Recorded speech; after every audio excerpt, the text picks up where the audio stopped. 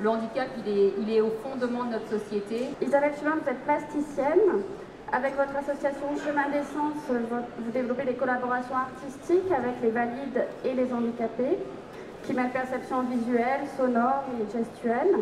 Un projet comme ce livre, qui s'appelle donc Kiliandi, comme on peut voir aussi sur le t-shirt. Kiliandi, ça veut dire être capable du Kilimandjaro. Le handi, c'est pas handicap, c'est handi, comme de la main, être capable de.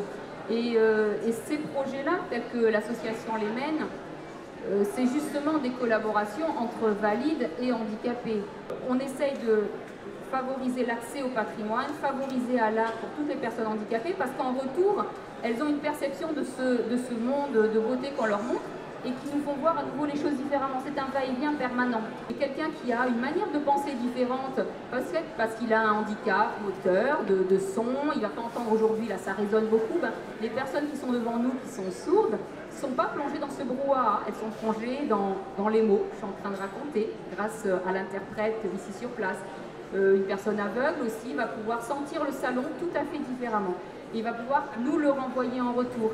Et ça, c'est, je dirais, même une grande chance de pouvoir partager tout cela ensemble.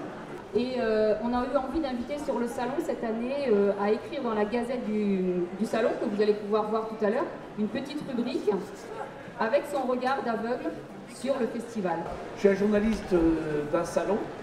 Je fais donc des rubriques dans la gazette qui est éditée chaque jour sur le salon pour donner un petit peu quelques notes sur ma perception de ce salon du livre qui est une immense foire.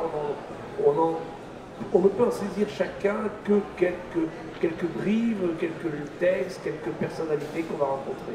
Posez la question, pourquoi les livres sont si difficilement accessibles au public sourd et quelle est votre démarche? Il faut savoir que, qu'en ce qui concerne les sourds de naissance, on ressent environ 70 à 80% d'illettrisme et par conséquent, le livre est donc difficilement accessible. J'ai été scolarisée dans des écoles bilingues, donc j'ai pu acquérir et la langue des signes et la langue française écrite.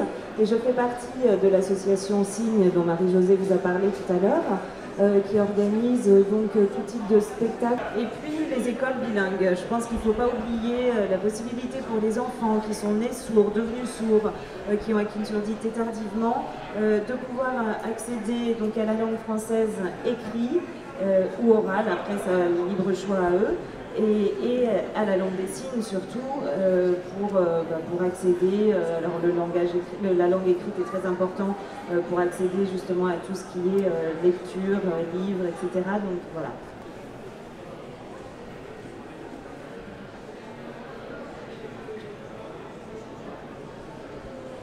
Quand elle aperçut le lièvre, elle lui demanda « Qu'est-ce que tu fais là, petit poilu ?»« Eh bien, tu vois, je me construis une cabane. » Elle est minable, ta cabane. Regarde plutôt là-bas, mon palais de glace. On appelle cela un igloo. C'est autre chose, excuse-moi, que ta pauvre masure de moujik. Puis elle s'en alla, fière, la queue haute. Parce que là, on vient d'avoir, grâce à Mathilde et puis à Marie-Josée, une traduction, on va dire ça comme ça. Certains livres sont traduits en anglais, et ben là, ils sont traduits entre la langue des signes et notre langue française. Et je pense que c'est pas tout à fait évident. Pour la première fois, je pense qu'il y a des personnes qui découvrent ça.